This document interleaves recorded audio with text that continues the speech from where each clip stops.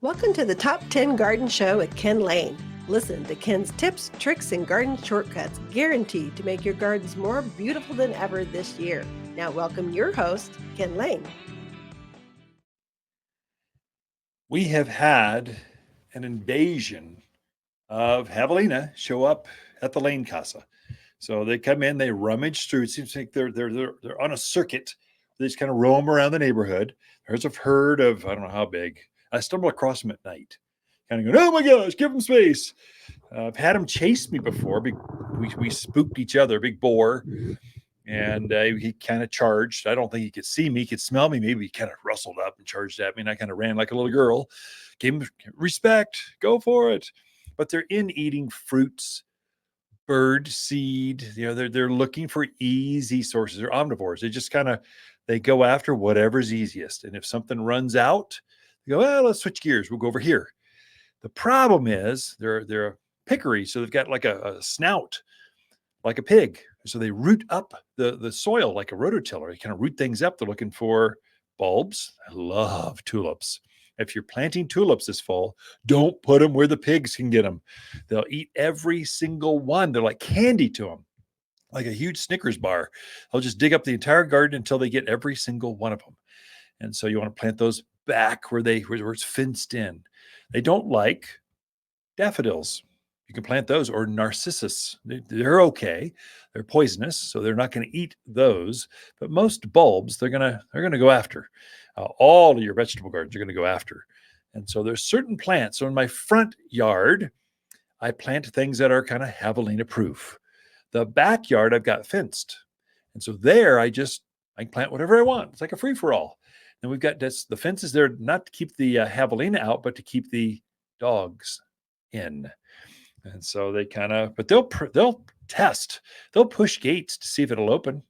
They're pretty smart. And so we see them get in the garden center every once in a while. So push the gates and they just kind of go, I can squeeze in here. And then it's like a free for all at the garden center. So you want to be, the only way to truly deal with javelina is to fence them. Sometimes even if they don't like it, they'll dig it up just to see what's underneath the roots. Going, oh, look, they loosened up the soil for me. I wonder if there's grubs or worms down here. And they'll toss your plant aside. But generally speaking, there are some plants they just don't like. They don't like herbs, anything herbally scent. So they don't like thyme, rosemary, lavender, oregano. They just don't like anything herbal. And so it's just that oils or something about it they just don't like. And so they'll leave them alone. They don't like generally grasses. So they don't like pampas grass or miscanthus or deer grass, all the native ones, bear grass. They generally leave grass alone. Now, if you put it in the ground, they might be interested because they're going to notice this is their home. It's like putting a pampas grass in the middle of your living room. Are you going to notice that? Sure you are. You're going to go, hey, what's up? What's going on? Hey, Fred, get over here. There's this new thing over here. Let's figure this thing out. And they might dig it up and throw it off to the side. You put it back in the ground. But generally, they leave them alone. They don't like fescue, blue fescues and things. So phlox, they don't care for that. Hollies, hibiscus, they don't care for those. We have this new Mashudos hibiscus. It is stunning. The flowers are bigger than your hand. They're almost as big as a child's head. They're huge hibiscus type flowers. This is what you want for, like, if you want a Hawaiian type of hibiscus. It's a perennial here, so it does hibernate underground in the winter. Then it comes back fresh, about 3 feet high, about hip high. And then it just has these flowers now through the end of the year. It's called Mashudos hibiscus. They come in several colors, but javelina don't bother those. So you want to plant those out where they're kind of roaming around. Manzanita, I just know they're not going to eat that. Lilacs, they're not going to eat that. One that I really like, that's really super, quite bright, it's called red hot poker. It's a perennial, gets up about knee high or so. There's a couple different models, a couple different colors, but basically the flower looks like like a red hot poker, like you've had a poker in a fire for a while and it comes out, it's super bright. It's got this transition of red and yellow and whites. It's really, really pretty. They don't bother that particular perennial. So you put that out there. Russian sage is probably the number one sold perennial. They're not going to eat those. either, because it's got that sagey kind of herbal scent to it.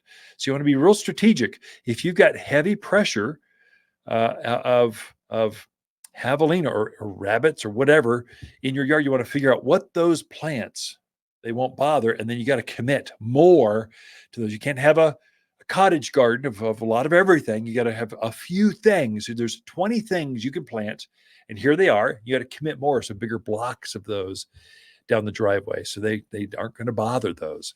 Vinca or periwinkle is another kind of it's an evergreen ground cover kind of plant. It does really well. It has a blue flower to it with 5 petals. It's quite striking. Javelina, we've just proved it out. They are not going to bother those in your garden. So commit more to those. So that's a great ground cover, or keeping a hillside intact.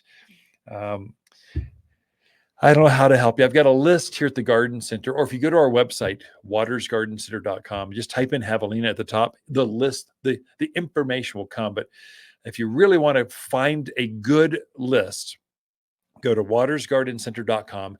And at the top, we've got a learn button, Learn, like learning. All the garden class handouts we put under that tab. And so it's an easy resource. And we do teach javelina classes, how to keep the javelina out, often. And so that handout that we use for that class is right there. Just look at javelina-resistant plant list. Generally speaking, most of the herds do read the list. Some don't, or some they'll just kind of try it, but then they'll leave it alone. But, daylilies, they don't bother. Wisteria, zinnias, pyracantha, silk tassel trees, silver lace vines, and snapdragons. We're coming into snapdragon season. They don't bother those. Like, they got a taste. They cannot tolerate. Mexican primrose, real pretty ground cover with pink flowers. It's just spreads. You've got some choices, but you'll have to learn a little bit to try it. And if you're just not sure, I encourage clients that I help here at the Garden Center, go, listen, why don't you take one home and use it as a test victim? Just put it out there. See if they eat it. See if they take care of it. See if they leave it alone. And so if they leave it alone, hey, I got a good one. I'll take 5 of those. You kind of top it off that way. So test it before you really commit is probably the best way to do that. You can plant now. A lot of my Phoenix, Palm Springs, Southern California folks are, no, I can see they're predicting December will be here. I can't plant anymore. No, this is like the best planting season. What are you talking about? This is ideal. Finally, it's cool. You're not going to have to deal with all the heat of summer. This is your time. And so, especially for those fall type of perennials, it's a really good time. The mums are here. Echinaceas are here. We got this phlox is here. What was that called? So I've got a couple different lilies came in that are really quite striking for the shade gardens. And so, yes, they will hibernate underground, but they're going to come back next spring and do it all over again for you. And then we have got some super cool evergreens coming. They're at the farm yet. We're loading up that truck now. And so we've got 3 or 4 farms. We were just up there touring, hand picking these different trees and shrubs. And so they'll be down here probably in a couple weeks. So it takes a bit of time. Plants are logistical. Like, it's not just easy to go pick them up and bring them down. You got to have cooled trailers. It's just logistics. You got to think the route to make the distance worthwhile.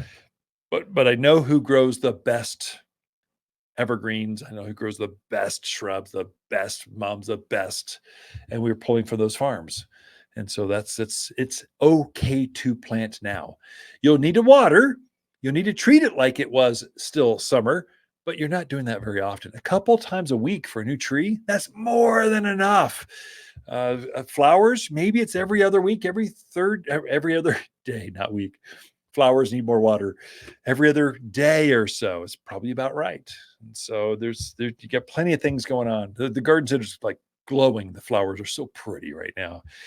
All right, we got more in store for you. Got to take a quick break. Be right back with this after this. Hi, Kennett Waters with our Monster Monsoon Sale, our only sale of the year. Truckloads of fresh autumn maple, aspen, and spruce have just arrived, and we need room, so summer plants must go. Perennials, trees, shrubs, even pottery must go, and it's worth your while with plant sales at 25, 45, even 65% off. It's Water's only sale of the year at Water's Garden Center, 1815 Iron Springs Road in Prescott. Where people who love great plants at sale prices, they love to shop.